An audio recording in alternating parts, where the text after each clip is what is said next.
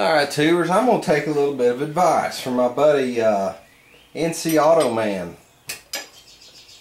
He recommended that I try a little bit of that Marvel's Mystery Oil. He said the rings might be stuck, which makes good sense, man. That does it. I just completely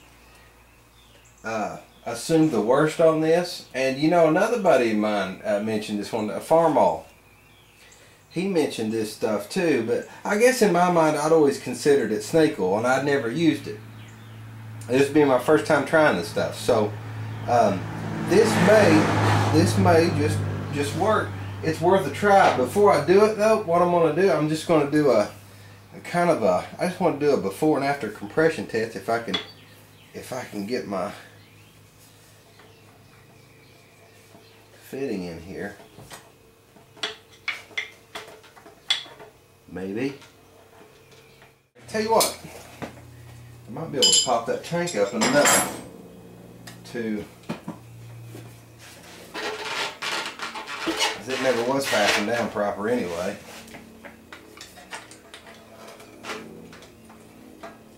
That's another thing I need to do to this bike. But what my goal, guys, this bike isn't for me to keep and ride.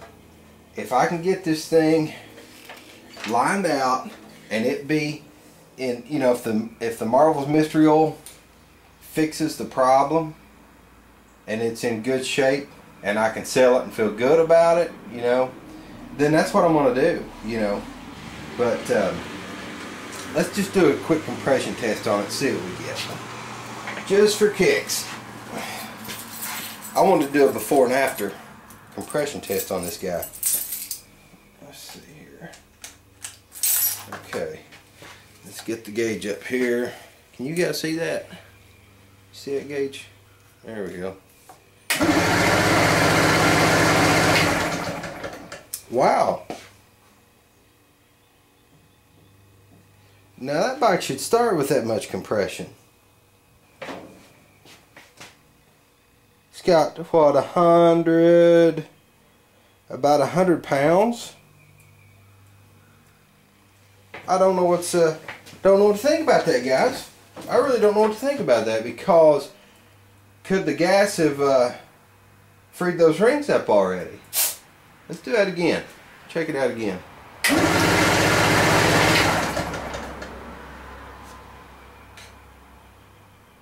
I'm reading about right at 100, maybe 105 pounds of compression. That bike should start with that. That bike should start with that. I'm going to further investigate this. Right now that is the case, I'm going to back away from this. I need to get Big Paw's carb cleaned up. You know, that gas, when I shot the gas to it, it just didn't, you know, feel like it had any compression at all. I don't know if the fuel loosened those rings up or what. I don't know what's going on, because with 110 pounds of compression, that guy should start. That should definitely start. So anyway, let's quit with this right now. I got some carb work to do. Well, guys, this is what I picked up that NC Auto Man recommended. I didn't have to use it, but I'm going to keep it on the shelf. I'm not taking that back. That might come in really handy. I got me a little tub here. I need to start cleaning up Big Paw's carb. Let me grab that other. I'm gonna grab that other pail. Oh, there we go. See how it's coming along here. Yeah, it looks like everything's dissolving. Looks like it's doing pretty good. You know, I'm thinking I'm gonna have to. Yeah, it's coming right off there. I may have to soak this twice. Don't know. But we're going to get started with the parts brush. And look at that, it just took the rust right off that. That's good stuff. Good stuff. Looks like it's going to clean up really good. See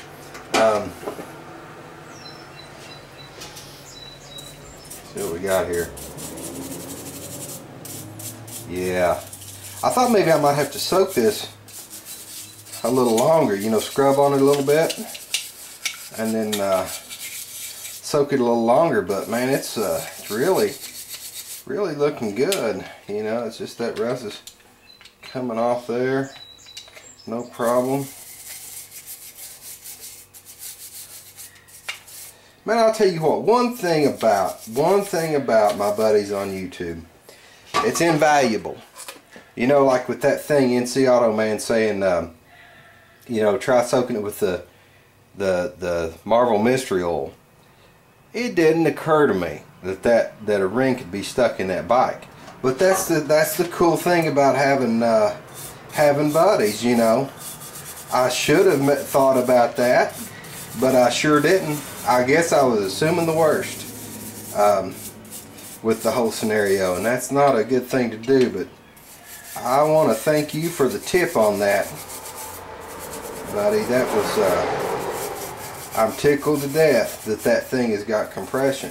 110 pounds, you know, that should be plenty on that. So whenever, I guess I'm gonna have to get back on that project after I get Big Paul's carb done, and see if we can get that bike running really good, and see if we can get it sold.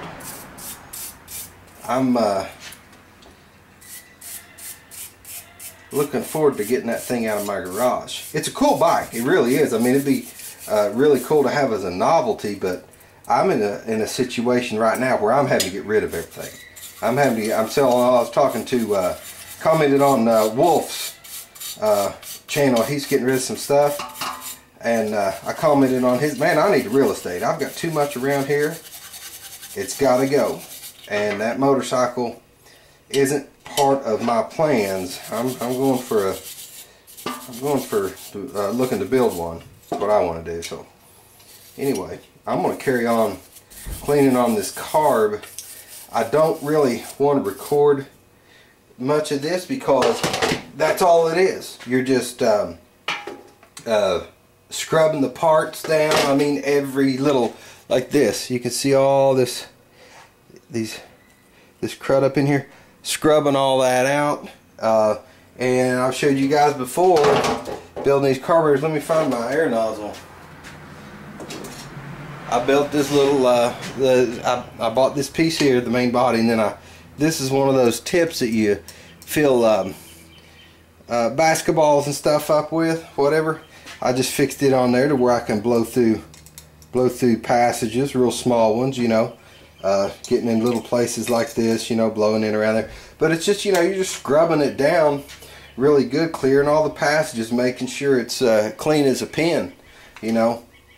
And it takes some time, it does, because when you're getting around all that rust right there on that butterfly, that's got to come off, get rid of all that. But that's all I'm doing, is really just going over. It's like doing the dishes, I guess, you know. But anyway, Big Paul, your car is cleaning up good, it looks like. It's got a, check this out, man. And check out the body of it. I mean, it's really, most of the gunk just fell right off of it, but it's still got to be scrubbed. Got to scrub it all, get all the rust off of it, and clear it all out. But yeah, I'm going to cut it off here, guys, because I know nobody is going to watch me sit here for the next hour and scrub around on this carburetor. That's just, you know, it's not entertaining. Alright guys, I just want to pop in. I still need to do a little more work on this as far as cleaning it up, but I've pretty much just basically scrubbed it down, and it is cleaning up pretty good. I just need to get into, you know, the smaller areas, and I'm going to do that with a pick, just like the little dental pick kind of things. You know, you can see some little areas like this, and tell you what, I might have one right here. This isn't the pick I was talking about, but for places like that, I'll go in here like this. Because there's, you know, especially, you know, with these, I was talking to, I think it was Buford Mulvaney, and he was talking about how, you remember, people didn't like working on Quadrajets, and they are different, you know. I mean, they're a harder carburetor to work on as far, you know, comparing it to like a Holly or the old Carters or whatever like that, because they got all these weird little passages and stuff like that. And that may be what guys, you know, what the deal is, why they don't want to work on them or why they knock them or whatever. But yeah, it takes a little time working on a Quadrajet, but with a little bit of patience, you know, and you really getting in these small places, you can get it cleaned up pretty good. Get it cleaned up real good. So anyway, that's where I'm at with it. I was just going to pop in with that little tidbit. But if you don't have patience at all, you don't want to work on carburetors. It's just the way that is. Anyway, guys, I got a lot of work to do. I'm gonna get back on it. Okay, gang, this is the main body of the carburetor, and it's coming really clean. But I'm gonna dunk all this again for another soak overnight because there are so many little bitty passages in here, you know, down where the jets go and all these orifices here, and it obviously sit around for a lot of years like that. Let me pull the base of the carb out of here and show you. I haven't started on this one yet as far as, you know, scrubbing on it or anything, but there's a lot of carbon on here still. I'm going to take this and I'm going to scrub on it and throw it all back in for another overnight soak, because all this right here is carbon all in here, and you can see, you know, it's dissolving, but I'm going to scrub off all what I can get off and put every bit of this back in for a soak, another overnight soak, so that we can get it really clean. But you know, it's looking good. I mean, it's all coming off there. It just takes a little elbow grease, but I want it to be clean as a pin, you know, when it goes back to Big Paw.